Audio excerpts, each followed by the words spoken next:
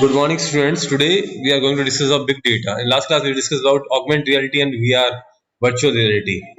तो augmented reality and VR, virtual reality.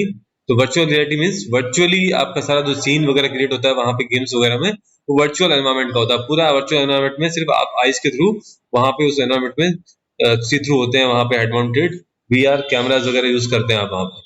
But in case of augment हम real time जो objects हैं उनके ऊपर हम वर्चुअल ऑब्जेक्ट्स को सुपर इम्पोज करते हैं. इस केस ऑफ ऑगमेंट रियलिटी के अंदर, तो ऑगमेंट रियलिटी के अंदर हम वर्चुअल डेटा है हमारे पास उसको हम एक्चुअल आपके सीन्स हैं, वीडियोस हैं, उनके ऊपर एक्चुअल जो ऑब्जेक्ट्स हैं आपके उनके ऊपर हम सुपर इम्पोज कर रहे हैं. But in case of virtual reality आपके सब कुछ वो वर्चुअल होता है वहां पे. तो next term is big data. Big data is also data but with a huge size, volume, and yet growing exponentially with the time. Big data means huge amount of data. बहुत सारा data वहाँ पे उसको बोला है यहाँ पे big data. In short, such a data is so large and complex that none of traditional data management tools are able to store it or process it. So अब राइट नाउ क्या हो रहा है यहाँ पे डेटा जो है huge amount में बढ़ गया वहाँ पे और daily day by day data is increasing exponentially. That means data बहुत ज्यादा इंक्रीज होता जा रहा है. वहाँ पे अलग अलग वेबसाइट्स आ रही हैं, वहाँ पे अलग अलग कंपनीज आ रही है वहाँ पे. तो हमें डेटा भी रिक्वायरमेंट्स.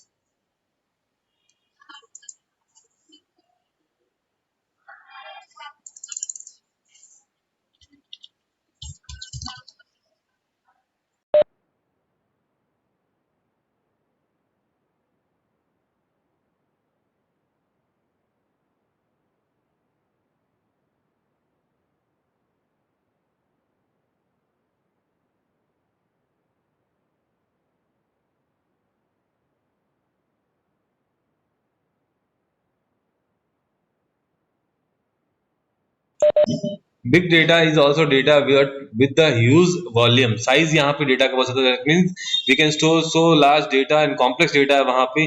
उसमें बहुत सारे फील्ड्स हैं वहाँ पे, तो उनको मैनेज करना नॉर्मल जो ट्रेडिशनल डेटा मैनेजमेंट टूल्स और डेटाबेसेस हैं उन वो आपके इतने ह्यूज अमाउंट का डेटा, इतना बड़ा डेटा वहाँ पे हैंडल नहीं कर सकते. They are not possible to store and it और process it efficiently.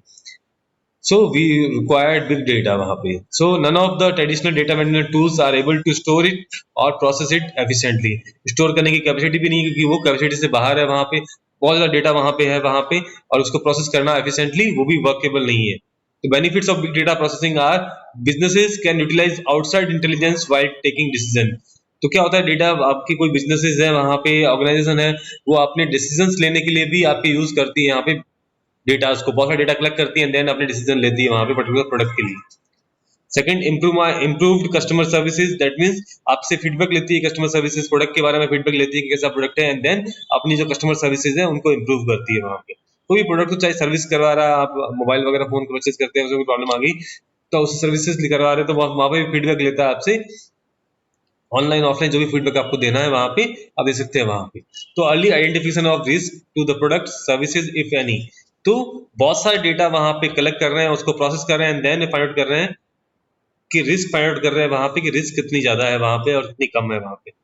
Better operational efficiency बढ़ जाएगी वहाँ पे, क्योंकि आप पहले प्रोडक्ट बनाने से पहले ही वहाँ पे सारी जो डेटाज है कलेक्ट कर रहे हैं वहाँ पे, उनको प्रोसेस कर रहे हैं. फाइल चाहिए बाहर है मैम के पास, 11 की फाइल ले लो मैम, पिंक फाइल है बाहर सुमन मैम के पास.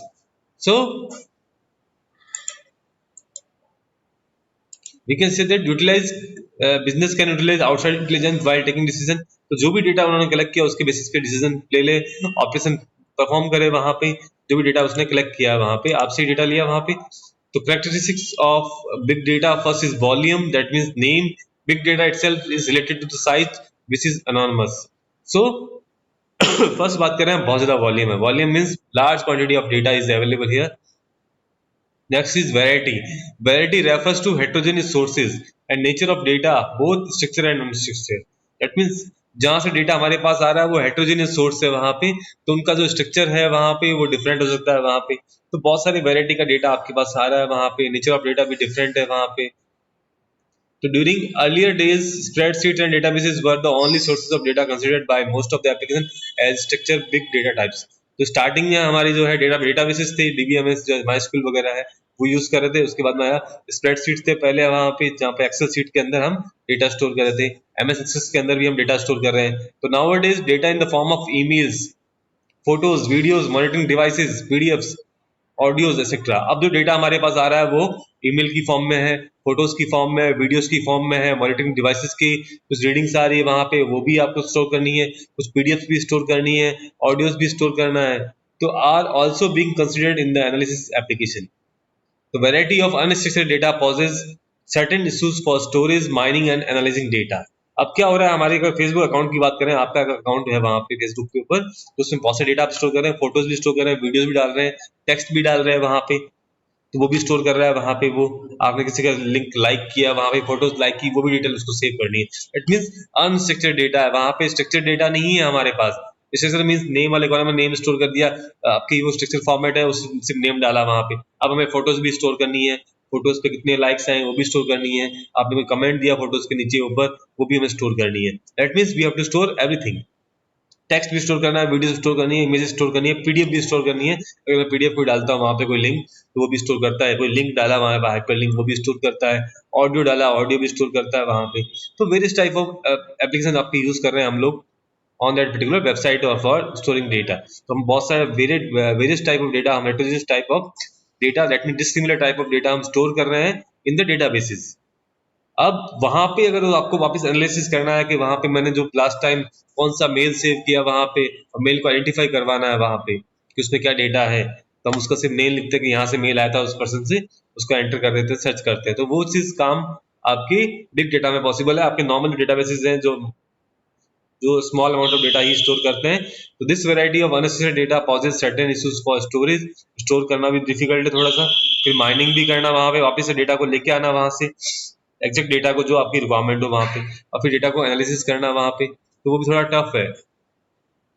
Velocity means speed of generation of data, data को जनरेट करना है उसकी स्पीड।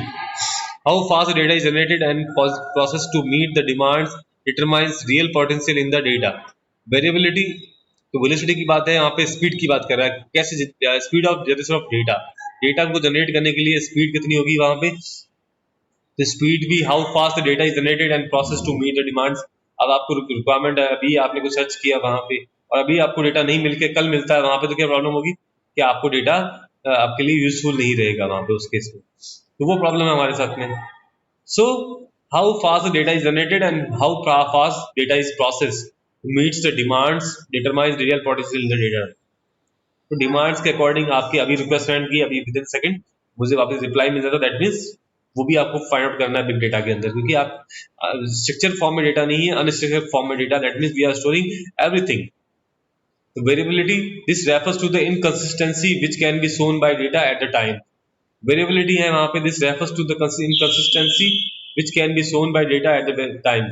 अब वेरिएबिलिटी है वहां पे कि किसी time with respect to time, कि उस समय ज्यादा बिजी हो वहां पे और देन आपको डेटा नहीं मिले। Next is internet of thing, IoT। तो IoT concept was initially proposed by member of radio frequency identification RFID development community in 1999, and now it has been become more relevant to the practical world as the use of mobile devices, embedded devices, communication devices, cloud computing and data analytics has increased. अब जो है फिर radio frequency जो identification development community थी 1999 में, उन्होंने IoT वाला concept दिया, इंटरनेट ऑफ द थिंग्स। तो internet connect all the people means internet of the people, IoT connects all the things means internet of things. तो IoT जो है इंटरनेट अभी जो है आपके सबको कनेक्ट कर रहा है, सारे डिवाइसेस को, मोबाइल डिवाइसेस चाहिए, आपके एम्बेडेड डिवाइसेस है जिनमें मोबाइल कंप्यूटर चिप्स लगी हुई है वहां पे, कम्युनिकेशन डिवाइसेस में भी है वहां पे, क्लाउड कंप्यूटिंग है डेटा एनालिसिस के लिए वहां पे। तो internet interconnection of things, objects, machines, that is sensors, temperature sensors लगे हुए हैं वहां पे, प्रेशर सेंसर लगे हुए हैं, मोबाइल फोन्स है, इलेक्ट्रॉनिक डिवाइसेस है, होम अप्लायंसेस है, एनी अदर एग्जिस्टिंग आइटम्स है, मोबाइल आपके जो स्मार्ट वॉचेस है, स्मार्टफोन्स है, स्मार्ट डिवाइसेस है वहां पे, तो interact with each other via internet. तो we can control any device from anywhere using internet. तो अब आजकल कुछ भी आपके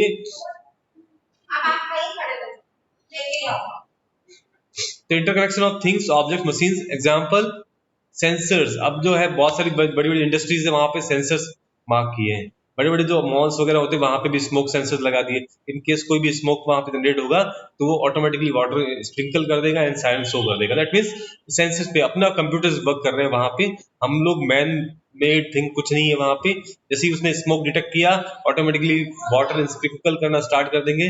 सेकेंड थिंग, वहां पे ऑटोमेटिकली अलार्म बजेगा, वहां पे बजर बजेगा वहां पे, और सबको बाहर निकलने के लिए चेतावनी दे देगा। So internet of things technology can include any sensor, कोई भी सेंसर हो सकता है, टेम्परेचर सेंसर हो वहां पे, कोई प्रेशर सेंसर हो, बड़ी बड़ी इंडस्ट्रीज जहाँ पे क्रिटिकल होता है हर चीज वहां पे सेंसर्स बहुत सारे लगे होते हैं। इलेक्ट्रॉनिक डिवाइसेस और software which are connected to internet and can be utilised remotely and can exchange data. Here devices work themselves without human intervention for the welfare of humans. Next is major characteristics of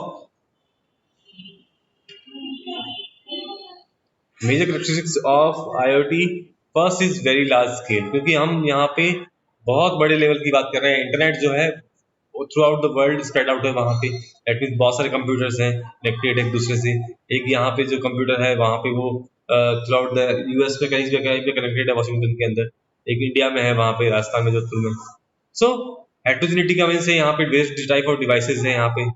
तो heterogeneity means various type of dissimilar devices, सारे devices similar नहीं, computers नहीं है, mobile devices नहीं है, every each and every type of devices is there. Mobiles भी है, computers भी है वहां पे।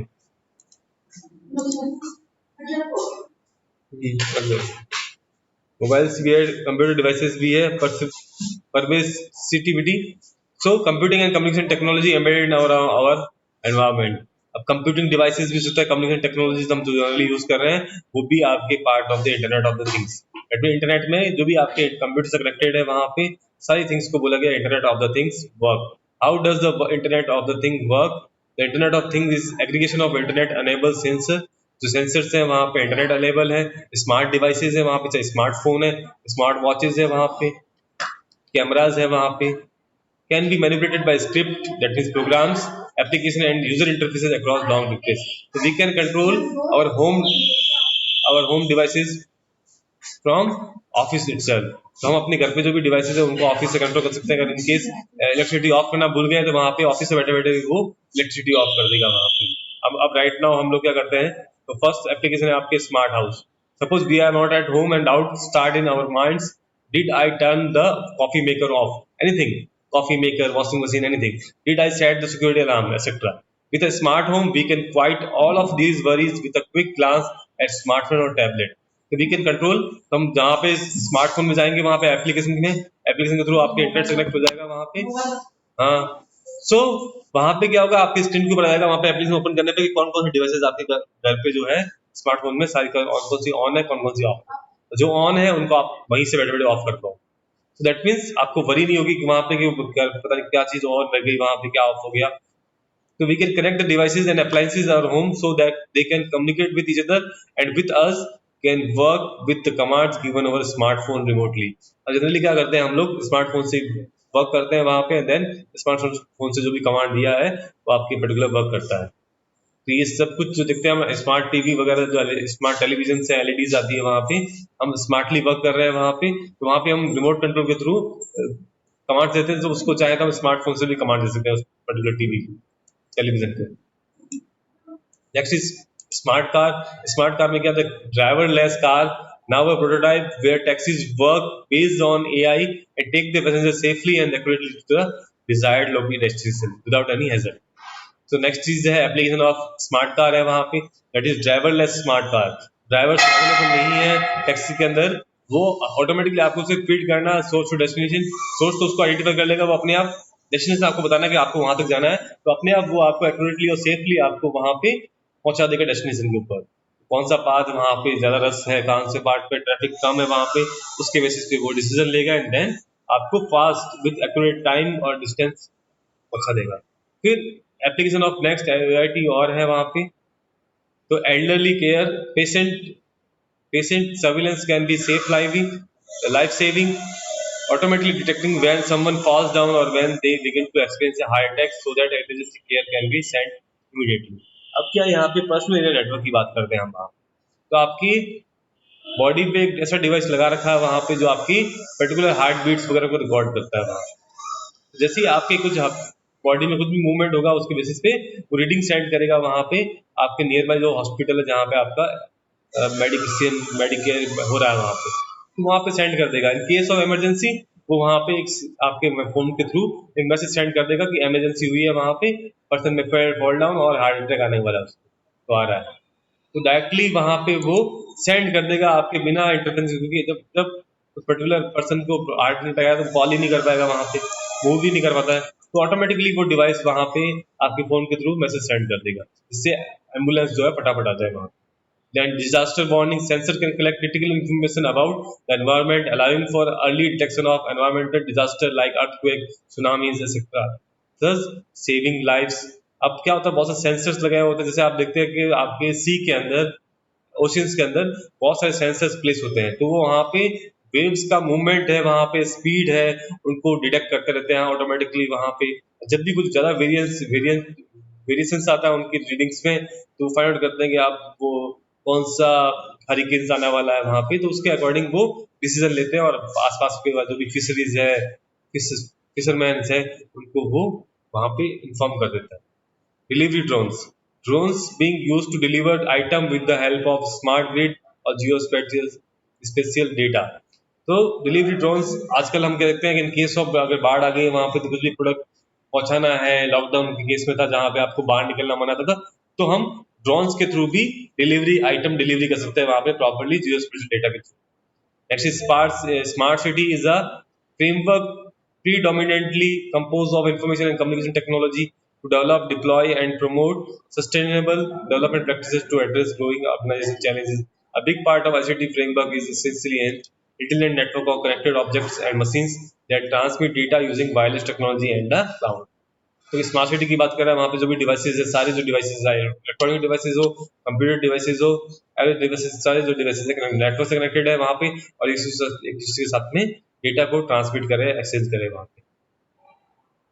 What is an IoT platform? IoT platform क्या होगा, वहाँ पे आपके जो भी कंप्यूटर डिवाइसेज हैं, वहाँ पे इलेक्ट्रॉनिक डिवाइसेज है, फिर वो वाईफाई या फिर वायर्ड कनेक्टिविटी के थ्रू कनेक्ट होंगे वहाँ पे IoT डिवाइस क्लाउड से, एंड देन एप्स जो भी है उनके थ्रू हम, सिक्योरिटी एप्स है, थर्ड पार्टी एप्स है, उनके थ्रू मोबाइल के थ्रू हम उस पर्टिकुलर डिवाइसेस को वहाँ पे हैंडल कर सकते हैं, यूज कर सकते हैं। तो जैसे मैं स्मार्टफोन है या कंप्यूटर डिवाइस है, वहाँ पे उसमें कोई ऐप इंस्टॉल की, उसके थ्रू मैं वहाँ पे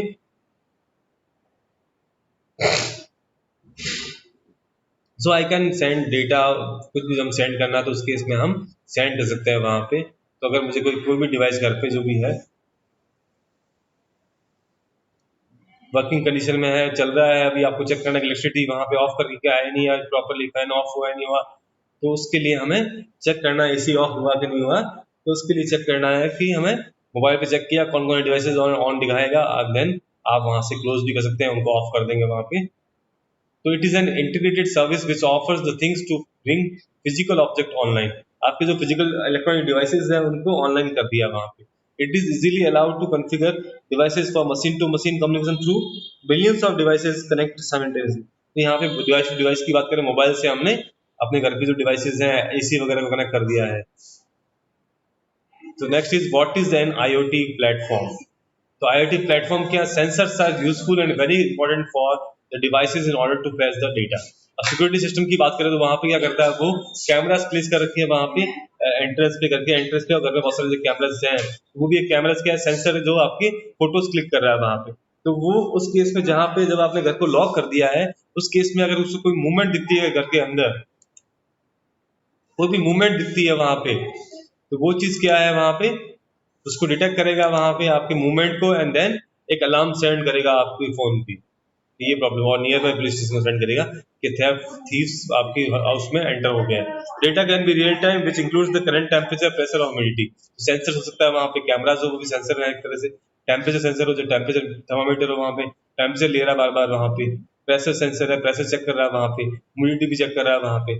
तो list of sensor most commonly used in IoT devices are temperature sensor temperature के लिए, प्रेशर सेंसर प्रेशर के लिए, प्रॉक्सिमिटी आपके जनरली वहाँ पे प्रॉक्सिमिटी सेंसर सुना है हम लोगों ने, एम्बेड सेंसर होता है वहाँ पे।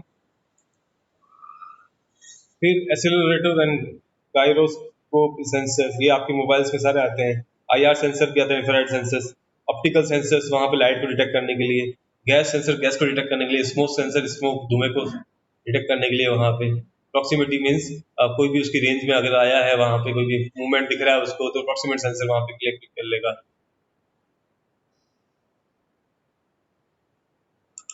So we can use this type of sensors here. अब नेक्स्ट है IoT प्लेटफॉर्म टाइप। तो इंटरनेट ऑफ द थिंग्स है वहाँ पे, that is end to end IoT platforms provide the hardware, software, connectivity, security, and device management tools to handle collection of millions of concurrent devices. Connectivity management platform जो and to and की means है कि आपके hardware mobile से आपने किसी भी device को कनेक्ट किया, वहाँ पे वॉशिंग मशीन कंट्रोल कर रहे हो, AC को कंट्रोल कर रहे हो वहाँ पे। इस तरह से बहुत सारे डिवाइसेस को, बहुत सारी मिलियंस ऑफ डिवाइसेस को कंट्रोल करना हमें डिवाइस के डिवाइसेस आते हैं। Connectivity management platform, it offer low power and low cost connectivity management solution through Wi-Fi and cellular technology. आप चाहें तो उन डिवाइसेस को वाईफाई से कनेक्ट करें, और चाहे तो सिम से कनेक्ट करें वहाँ पे। IoT cloud platform, it's aimed to get rid of complexity of building or our own complex network. Cloud platform है जहाँ पे हम क्लाउड पे डेटा स्टोर करते हैं अपना सारा, तो वहाँ पे भी हम यहाँ पे भी अपना डेटा जो है क्लाउड पे सेव करेंगे। Data platform, it deals with data in some way with the tools we need to route device data and manage visualize data analytics. अब क्या होता है, जनरली क्या होता है, हम घर पे चेक करना चाहते हैं घर पे कौन कौन आ रहे हैं, वहाँ पे कौन कौन लोग हैं। फैक्ट्री में अगर आप बाहर हो वहाँ पे कोई मीटिंग के लिए और आपको चेक करना है फैक्ट्री में कैसे वर्क चल रहा है, तो हम सेंसर्स के थ्रू, मोबाइल के डिवाइस के थ्रू उन कैमरास को कनेक्ट करते हैं वहाँ पे, एंड देन चेक करते हैं कि कौन कौन विजिट कर रहा है, कौन कौन क्या क्या वर्क कर रहा है वहाँ। ये सारे आपके part of that particular IoT, internet of the things. तो थिंग्स है दैट मीन्स इंटरनेट जो है आपके बहुत सारे थिंग्स को कनेक्ट कर रहा है, तो आप सब रिवाइज करना वहाँ पे, और कल हम पढ़ेंगे बाकी का। क्लाउड कंप्यूटिंग, पब्लिक प्राइवेट का cloud, software as a service, software platform as a service, infrastructure as a service. फिर ये लास्ट आपका टॉपिक है जहाँ पे है ग्रिड कंप्यूटिंग और क्लाउड कंप्यूटिंग। ये दो टॉपिक्स हम पढ़ने वाले लास्ट में। ये सारा कुछ कंप्लीट हो जाएगा आपकी ये चैप्टर भी, उसके बाद हम पाइथन स्टार्ट करेंगे।